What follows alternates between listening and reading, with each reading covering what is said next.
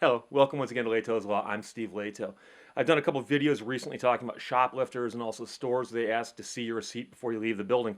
And it's amazing the reaction I get on those videos. I don't know why, but the showing of a receipt as you walk out the door of a store is apparently the worst thing that could happen to you in a free world. So I don't know. I really never would have imagined that was the reaction I was going to get to those videos. But one of the funny things is that in the comment sections below those videos, and also just talking about this to other people, the topic of shoplifting has come up over and over and over again. And it's kind of funny because I realized I've actually got a whole bunch of stories about this, and I gather that everyone else does too, you know. And somebody actually mentioned one that triggered a memory of something that always struck me as one of those things that just like I saw it happen with my own eyes, and I just couldn't believe it, and yet it happened. I saw it with my own eyes. So I was going up north in Michigan. Going up north generally involves going up I-75, and it depends if you want to go to Traverse City. You cut off at one point. If you want to go to the Mackinac Bridge, you just keep going straight till you get to the bridge. And there's a couple different places along the way. West Branch is one of them, where you can get off the freeway, and there's every single possible fast food restaurant right there. Name one, it's there. And I pulled into a Burger King and went inside, and the place is a zoo. Just it was probably a holiday weekend, and so it's just madness. And so I'm standing in line, and this is at the moment in time when they had transitioned over. When you bought food, they would give you the food, and they'd give you your own cup and say, go fill the cup yourself.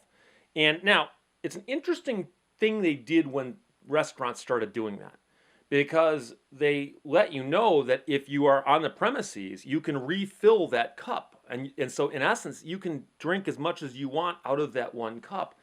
And the cost to them is so little that it's better for them to do that than to waste the time having the people behind the counter do it and hand you a single cup that you can't refill. And so it's one of those things where you realize, you go, wait, the most expensive thing in this transaction is the cup, and that's probably true. What's going in the cup, it's not that expensive, but the cup itself. And so when they first introduced it, I remember at the time going, wait, now it's like self-serve at a gas station. I'm pumping my own gas. I'm pumping my own Diet Coke. So I'm in line, and a woman in front of me with a whole herd of kids is handed a stack of cups. And she walks over to the soda dispenser and fills up all the cups. And then I realized she's carrying one of those igloo coolers, like the thing that they dump over coach's head at the end of a football game. Not quite that big, but close, because it would fit underneath the dispenser. After she filled up all the cups and gave them to her little herd of kids, the kids go off. She sticks it under there and just pumps like another gallon and a half or 2 gallons out into that igloo cooler. Apparently, she thought that once you bought some soft drinks at the Burger King, you were allowed to just go over there and just take what you wanted from that other machine.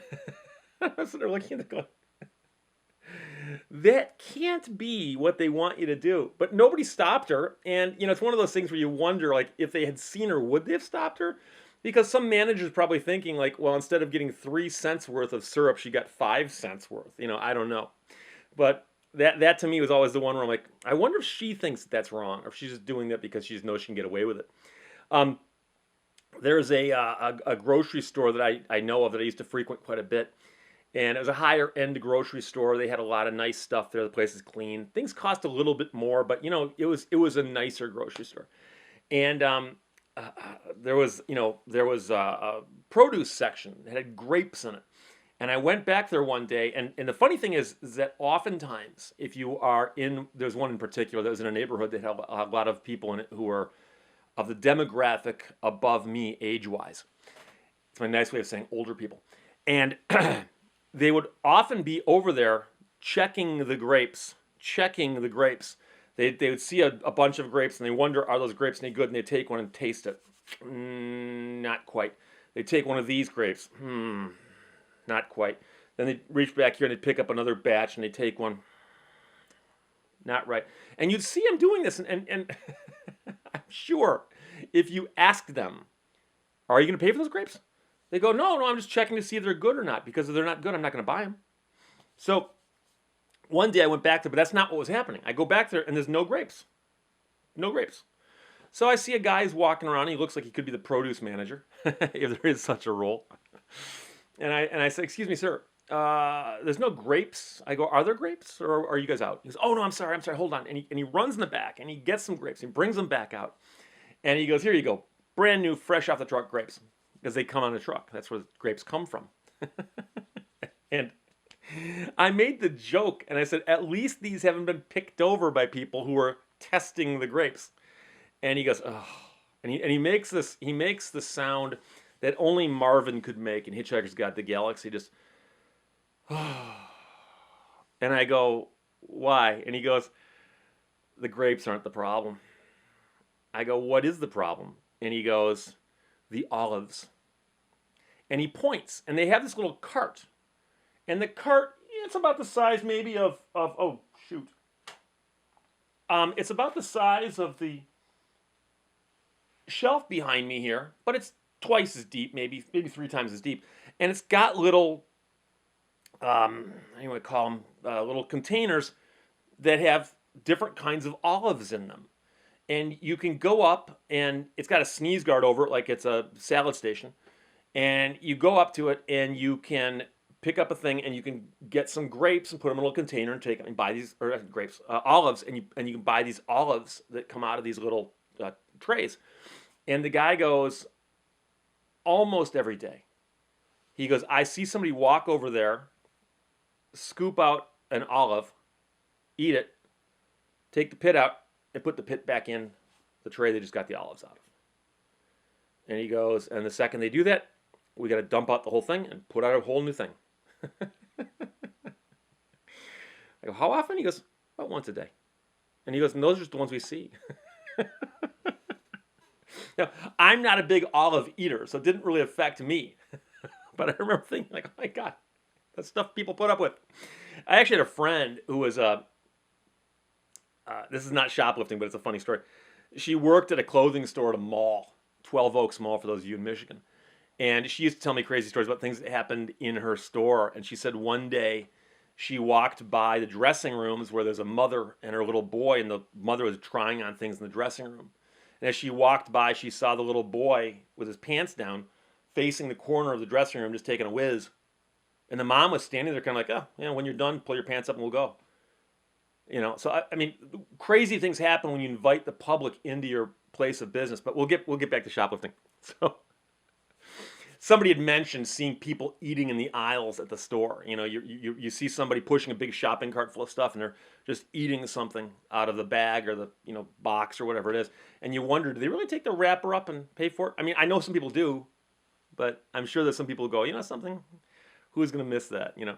But the funny thing is that I had quite a few people comment in response to the shrinkage stories and say, Steve, what's stupid about them asking for a receipt at the door is that most of the shrinkage comes from employees. In other words, most of the stuff that gets stolen is stolen by employees.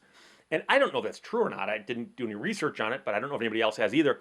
I'm sure that that's probably true to an extent, that a lot of stuff is stolen by the employees. But that doesn't give you a license to steal.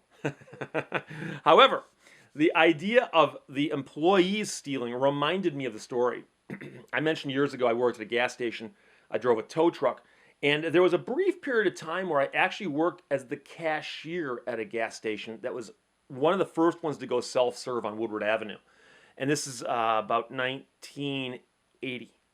So, you know, there was a changeover where some places had gone full self-serve and some places still had mini-serve or whatever.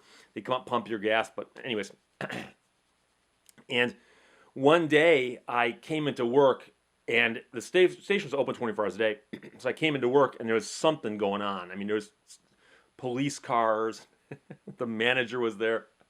All kinds of crazy stuff. So I go in, and I punch in, and I just kind of trying to step out of, you know, stay out of the way. And then finally, after everything clears up, the manager comes out, and he goes, yeah, we had a problem. And I go, what's that? And I forgot the person's name. I wouldn't say it anyways. But there was a woman who worked a shift, usually right before me, on that particular day of the week. And he goes, well, Here's the deal. She was running a scam. And back then, the gas pumps didn't have the card readers. And so if you wanted to fill your tank up, you would actually walk up to the window and say, I'd like to fill it up on number 5. And you'd slide the card through the window, and I would take your card, put it next to the thing, and I'd authorize pump 5 to start pumping. And then when you were done, I'd make a note of how much you pumped. I'd clunk clunk with the card thinger. I'm sure that's what it's called, a card thinger. A card clunker, clunk clunk, and then I would take that thing and I'd have you sign it, and I'd give you your card back and your receipt, and you go on your merry little way. And of course, you see the problem is that I'm in possession of your credit card for 10 minutes while you're pumping your gas. Now, I never did anything about that, but the woman who worked before me apparently realized, wait a second, I've got someone's credit card for 20, or, for 5 or 10 minutes while they're doing something else. And so what she would do is she would take their credit card and run it through twice. And then what she'd do, she'd have you sign one of the receipts. She'd give you back your card. She'd then look at your receipt, and then she'd do her best to forge your signature on the other one. And she'd run the second one through for, say, 20 bucks. And then she'd put both of those in the drawer, and she'd pull out a $20 bill and put that in her pocket. And she was apparently doing this for a while before she got caught. And one day, some smart guy out there looked at his credit card statement and goes, wait a second, I didn't buy gas twice in the same day from the same gas station. And so he called his credit card company, and his credit card company, or maybe it was him, but somebody called the police. And the police contacted the station manager and said, can you take a look to see if possibly this isn't an isolated incident? And the way, of course, you do that is you go back and look at credit card numbers to see how many got run through twice in the same day, because the woman wasn't smart enough to separate them by days. No one said thieves are smart. So what happened was they just looked through, and sure enough, there's one that went through twice, went through twice, went through twice, went through twice. So they actually let her finish a shift as if nothing was happening. And then they came in, and I don't know if they had search warrants or not. I don't know, but all I know is the station manager told me, he goes, she got fired, she got arrested, and in her car, they found a big wad of cash. I don't know how much, but he described it as a wad. And he said, and several cartons of cigarettes. And so apparently one of the things she was also doing was taking the extra money and removing cigarettes by the carton from the back room, and then taking them off as if they'd been purchased with the money that she'd gotten from the credit cards that she'd stolen from the customers. Crazy, crazy case. And then the other thing I have to talk about, and this is just one of those things that popped in my head, but it's a scam. I'm fascinated by scams, but they also appall me. I mean, I don't like the fact that they happen, but I find them fascinating to look at. And the number of people I know who have heard of this scam surprises me, because it's happened to me twice where someone has tried to scam me. And I was driving along Telegraph Road up near Bloomfield Hills one afternoon, and there's a couple guys in a van next to me frantically trying to get my attention. So I think maybe I got a flat tire, maybe something's hanging off my rear bumper, maybe I ran over somebody back there, didn't notice it. And so at the next light, I roll my window down, and the guy goes, hey. He goes, dude, do you like good stereo equipment? And I go, I don't know why. And he goes, we deliver expensive stereos for a store, and they accidentally put 2 extra speakers in our order that the customer didn't pay for. So he goes, they're like $900 speakers, but if you want them, we'll give them you for $100 cash right now. And I look at the guy, I go, dude, get lost. And I just drove off, because it's a scam. But the thing is, I actually had that happen to me 2 different occasions.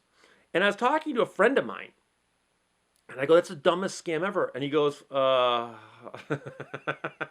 I go, what? He goes, when I was in college, a friend of mine and I would do that. I go, you're kidding me. And he goes, no. He goes, we'd go someplace and buy, just because the funny thing about stereo speakers in the old days, you could buy stereo speakers like this tall, this wide, this deep for like 20 bucks. It's just a big old box of like fiberboard and a cheap speaker put into it with cloth over it, and it's made in Taiwan by slave labor, and half of the materials are like recycled animal parts, okay? And so the idea that something is big and heavy doesn't make it good or expensive. Now, here's the thing. There are speakers back then that you could buy that costs, thousands of dollars and have like ceramic parts and stuff. But what they would do is they would literally just go someplace and buy 4 or 5 pairs of the cheapest, biggest speakers they could find. And then drive around all day long, up and down Telegraph, up and down Woodward, whatever. And they'd tell people, look, they're $900 speakers, but because they're not in the inventory, we can sell them to you for $100. And of course, people who buy them, this is before the internet, of course, people who buy them, unless they go look up that brand in a catalog to find out what they're actually worth, would never know they've been ripped off. And they'd think, hey, I ripped somebody else off, which is, by the way, the ultimate scam. The ultimate scam is when you get the person who is being ripped off, you get them thinking that they're in on ripping somebody else off. So the funny part is I think one of my brothers told me, he goes, by the way, if anybody ever pulls up alongside you and offers to sell you stuff that, isn't in inventory, but you can get it cheap, just keep driving. And I've seen stories in the newspaper about people who've done things like, they've bought a, big television set. It turns out it was made in, some island nation that doesn't make electronics. Or they get a box that's heavy, they get it home and open it up and it's filled with like phone books or something. I should probably do a video on what phone books are, but that's another day. So that's the speaker scam. But like I said, I had 2 different occasions where it happened where someone pitched that to me. Everybody I ask about, oh yeah, I remember that. It's a common scam. Now, this is in southeastern Michigan. This is the Detroit area. I suspect it had to be nationwide because it's a pretty good scam if you think about it. I mean, it's not good morally, but you can see why people would fall for it. So that's the shoplifting and scam stories I got for you. If you've got any funny ones, put them below. And if you're in another part of the country and you encountered the, hey, do you want to buy some extra stuff we got in our van that's not in the inventory?